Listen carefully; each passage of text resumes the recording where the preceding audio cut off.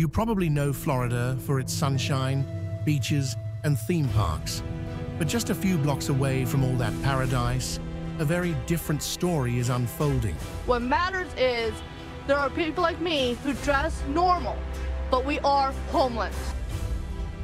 Have you ever walked past a parking lot and seen someone living in their car, or noticed tents beneath highway overpasses?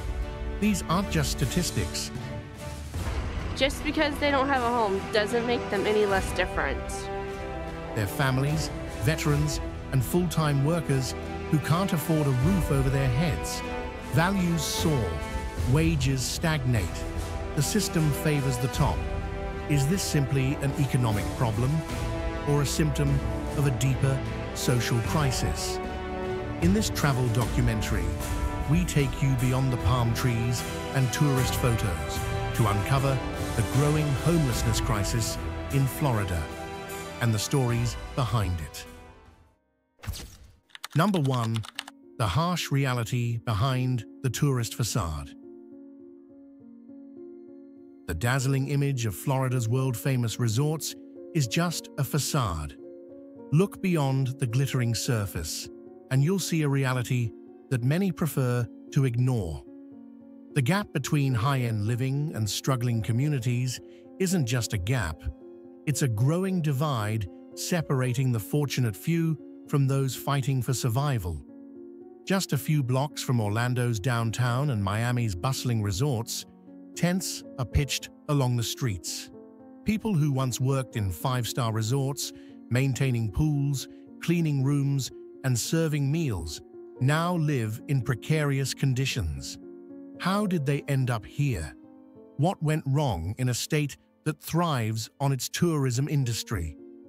Florida's homeless population has surged dramatically since the year 2020.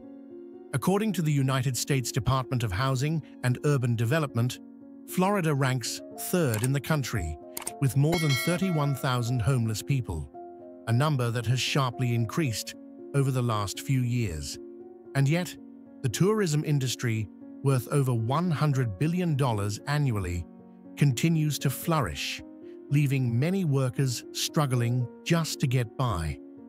Why do you think those who once helped create the paradise that tourists flock to now find themselves on the streets? Could it be that the cost of living is skyrocketing? Are wages stagnant while housing prices soar? The question isn't just about increased living costs or poverty, it's about how an entire system is failing those who make Florida's tourism industry so successful. In the next segment, we will uncover what's hidden behind the success of the tourism industry and why these workers, many of whom helped make Florida the Sunshine State, are now finding themselves in difficult circumstances. Stay with us as we explore the hidden struggles of Florida's homeless population and the deeper social issues at play. Number 2. Working full-time, but still homeless. Do you believe that working hard every day guarantees a stable home? What if that's not the case? For many people in Florida, working full-time doesn't always lead to the security they expect. And I used to have my own house and my own car. And despite working tirelessly, some individuals still find themselves without a permanent home. This situation, known as the working homeless, is affecting many people. These are individuals who work 40 to 50 hours a week, but still cannot afford to rent even a modest apartment. These workers include housekeepers, delivery drivers, school cafeteria workers, and veterans, individuals who once thought that steady employment would provide the stability they needed. Yet their reality is far different. The data is striking. Nearly 50% of renters in Florida are spending more than 30% of their income on rent, with many dedicating more than 50% of their income. What about wages? The average hourly wage for low-income workers is around $15 per hour, which equals approximately $2,400 per month. before taxes. However, the average rent in Florida exceeds $2,000 per month, which makes it difficult for many workers to afford housing despite their full-time jobs. One person shared a heartfelt statement. "Working full-time, but still living in a car, it's not the fault of the individual." Many argue that the systemic imbalance plays a major role in this outcome.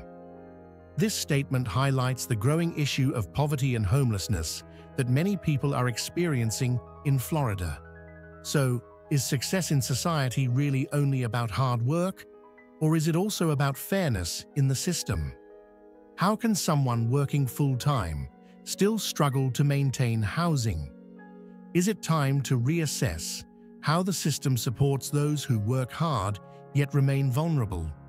Please leave your thoughts in the comments unless you're too busy working overtime. This is RoamKind, where we travel, tell the truth, and keep it raw enough to hurt.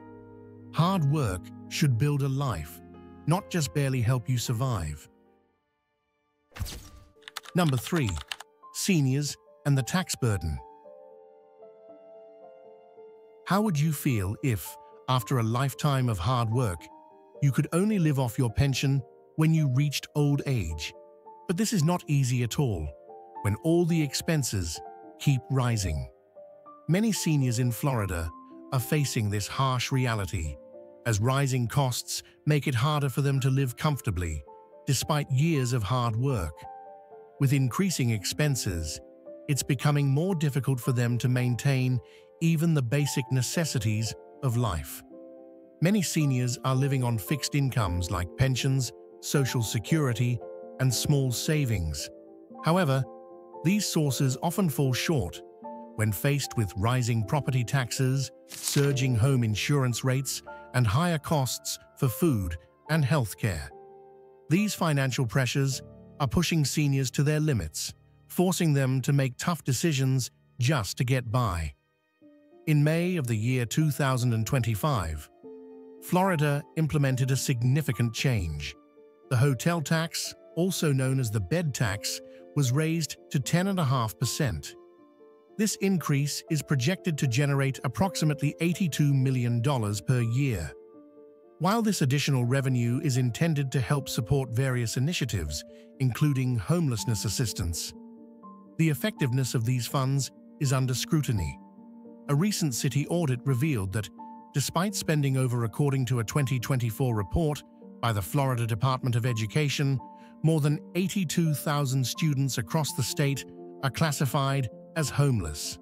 Support over 3 years, only 39% of those assisted successfully transitioned out of homelessness. This raises critical questions about the efficiency and oversight of these programs. As a result, many seniors find themselves in dire situations. Some are forced to live in their vehicles, parked in lots for extended periods, while others rent rooms until their limited funds are depleted. One senior shared a poignant statement. "They do everything right, but still fall out of the system." This statement underscores the challenges within the system that contribute to their plight. The pressing question remains: as taxes rise, who truly benefits from the allocated budget? Are the people who need help receiving the support they deserve, or are inefficiencies and poor management hindering progress? Stay tuned for the next part as we delve deeper into Florida's housing crisis, exploring the broader impacts and potential solutions to this growing concern. Number 4. Shiny towers, bright promises. You've probably seen the new buildings rising across Florida. Sleek towers, coastal villas, developments that seem to appear overnight. But stop and ask yourself, will you ever be able to live in one of them? Because the people who need homes the most are often the ones left out. Yes, Florida is experiencing a housing boom. But housing for whom? As you watch luxury high-rises and vacation condos go up, you might still be searching for a stable, affordable place to call home. And you're not alone. Florida currently lacks more than 430,000 rental homes that are affordable to low-income residents. That's not just a number. It's a reflection of a widening gap between what is being built and what is needed. Maybe you're a teacher's aide, waiting 5 years just to qualify for housing support, or a veteran who can't find a single apartment under $1,800 within a 30-mile radius. Or maybe you and your partner both work full-time, and yet your car is your home each night. How can this be the reality in one of the wealthiest states in the country? At the same time, entire apartment complexes are being converted into short-term vacation rentals, shrinking the supply of long-term housing even more. The contradiction is clear. While new apartments are designed for temporary visitors, the very people who keep Florida running, like you, are struggling to find a place to sleep. Is this the kind of society you want to live in? Are you witnessing a deeper divide, where working people can't afford a roof over their heads? And as high taxes and rapid development continue, the bigger question remains: who truly benefits? What's the cost for those who simply want a safe, stable home? Stay with us as we explore the growing clash between housing for residents and the surge in short-term vacation rentals. We'll uncover how this shift affects poverty and the homelessness crisis, and what it means for your future and the future of Florida. Number 5. The conflict between housing and short-term vacation rentals. While you're struggling to find a stable place to live, tens of thousands of housing units across Florida are being transformed into short-term rentals.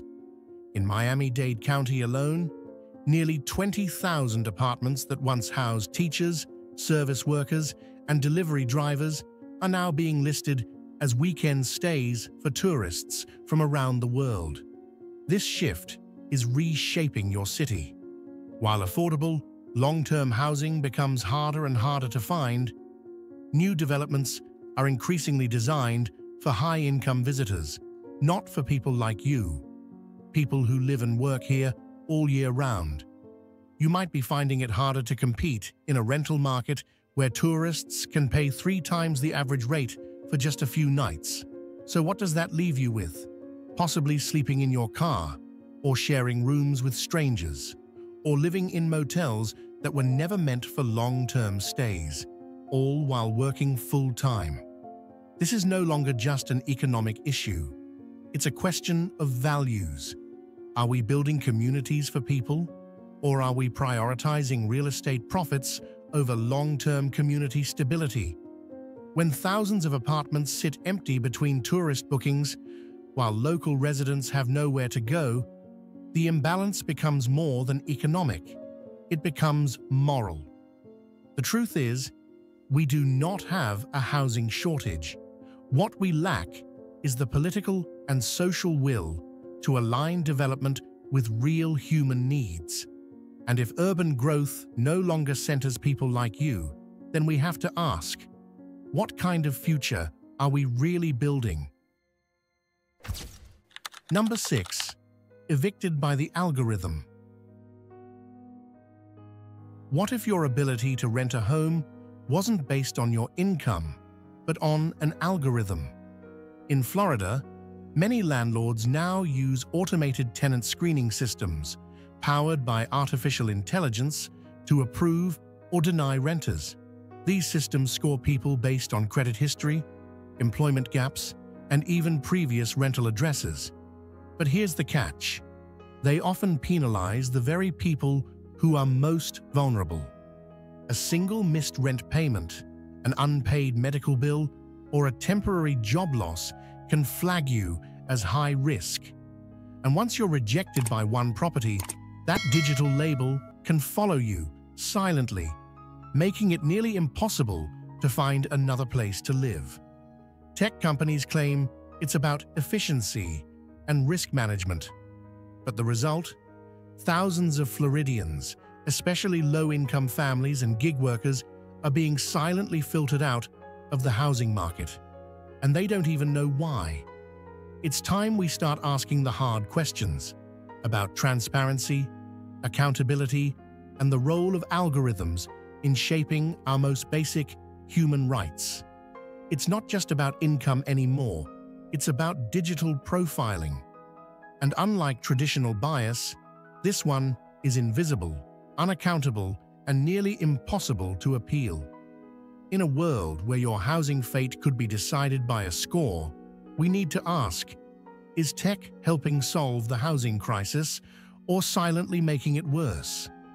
Let's explore the hidden algorithms reshaping the housing market and how we can push for transparency, fairness, and accountability. Number 7. The law criminalizes the homeless. The tourism industry brings in billions of dollars every year for Florida, but behind this prosperity are people still forced to live in their cars, in makeshift shelters, simply because their wages can't cover basic living costs. When you don't have a home, you're often treated like a criminal. Legal penalties for homelessness may reduce the mess in public spaces, but does it really address the root cause of the issue? The surprise: 2024 Homelessness Public Space Law, Proposition 1365, made it illegal to sleep in public spaces unless there is an official shelter available. But what do you do when there's no shelter?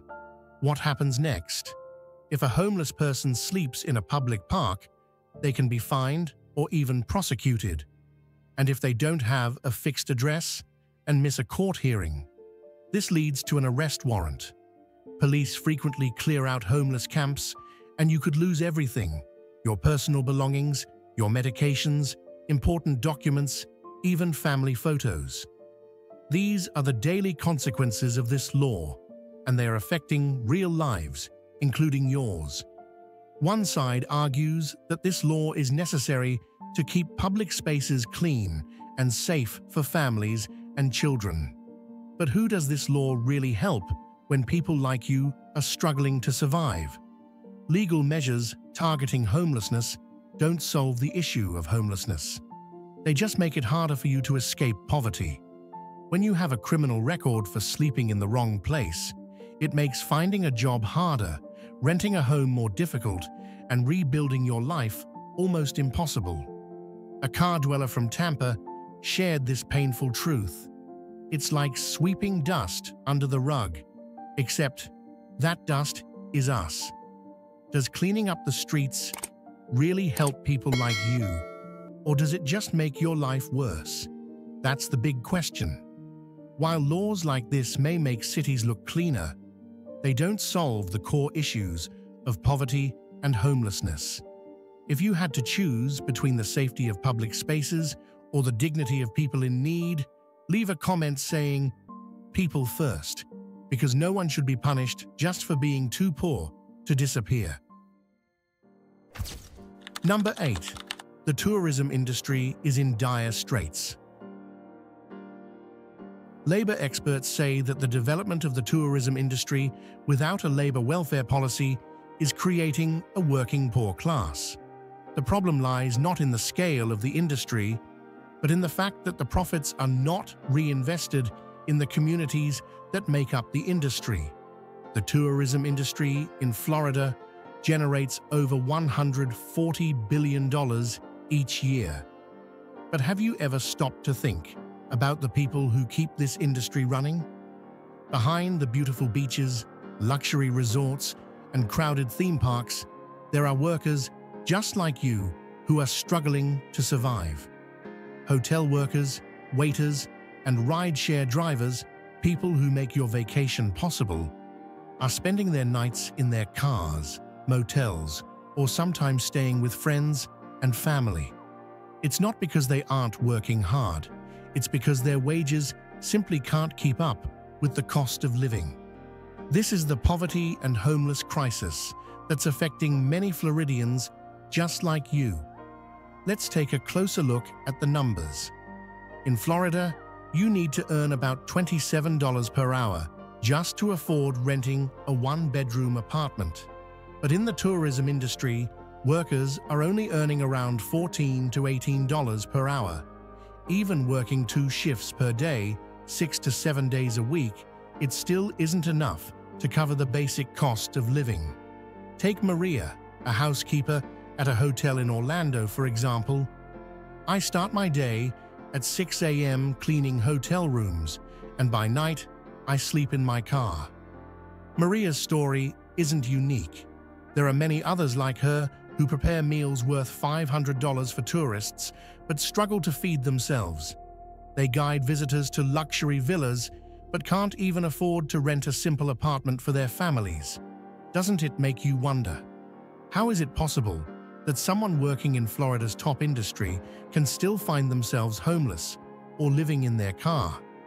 The industry that fuels the state's economy seems to be leaving the very people who power it behind. So, what can we do to fix this? How can tourism shift from benefiting only the wealthy to becoming a true opportunity for everyone, especially those who make it thrive? The growing divide between the rich and the working poor is unsustainable. We can no longer ignore the struggles of those who keep the industry running while barely surviving. Number 9. The middle class and the new generation are collapsed. The crisis in Florida is no longer just affecting people living in poverty. It is now hitting the middle class, those who still believe they have enough to get by. It's easy to assume the middle class is safe from hardship, but the reality is far more complex. Nearly 40% of Florida's homeless population are now facing this situation for the very first time. These are not people without education or work experience.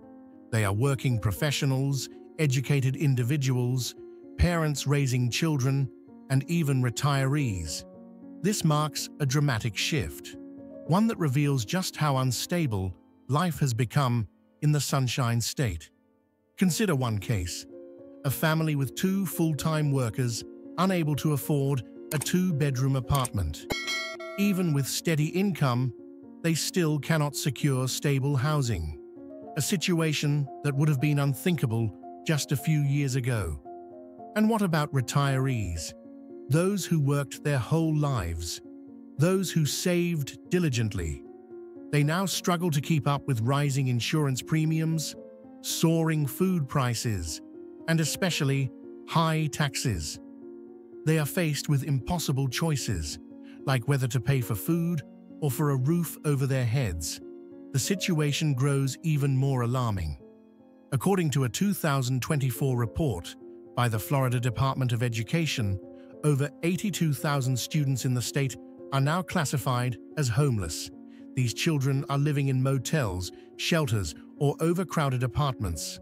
They lack the stability and support needed to grow. Their health, education, and future are all at risk, and their reality reflects a larger social problem we cannot ignore. How much longer can this continue? The homelessness crisis now reaches far beyond the poor. It is affecting all of us. The combination of high taxes and increasing living costs has created a fragile state for everyday people. The middle class is no longer an exception. So, how did we get here? This crisis is not just about poverty. It's about a system that is no longer holding. With wages staying flat and housing costs climbing higher, more and more people are being left behind. And the critical question remains: if even the middle class is struggling, what happens to those most vulnerable? The system is failing. It's time to face that truth. We must go beyond symptoms and finally tackle the root causes of homelessness before the damage becomes irreversible. Number 10. Hope from kindness, small, but really exists. Although the system is under immense strain, small acts of kindness still shine through, and sometimes a small gesture can spark real change. Across Florida, where headlines speak of rising real estate and booming tourism, another story unfolds silently. A 70-year-old couple quietly prepares food and hygiene kits every Sunday, delivering them to people living in their cars. Not for attention, just for dignity. A church in Central Florida opens its doors every Friday evening, not for worship, but for refuge. Women and children find safety there for a night. No sermons, no questions, just shelter. In Broward County, a mobile clinic, funded mostly by community donations, travels from camp to camp, offering basic medical care, psychological support, and something rare, a sense of being seen. Does kindness still matter?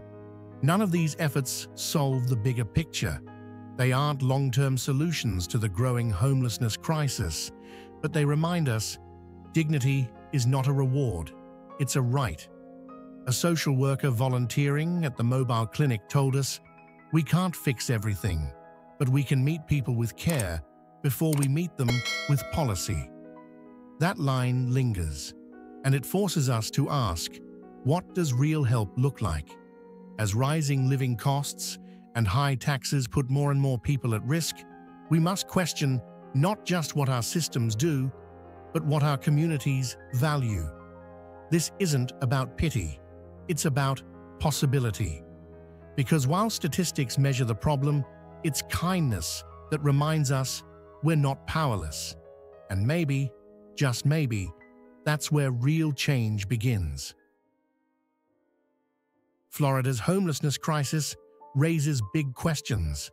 How can we grow sustainably without leaving working people behind? When compassion becomes a luxury, can a society retain its sense of community? If you feel these stories need to be heard, please leave a comment or share the video so we can spread understanding and solutions.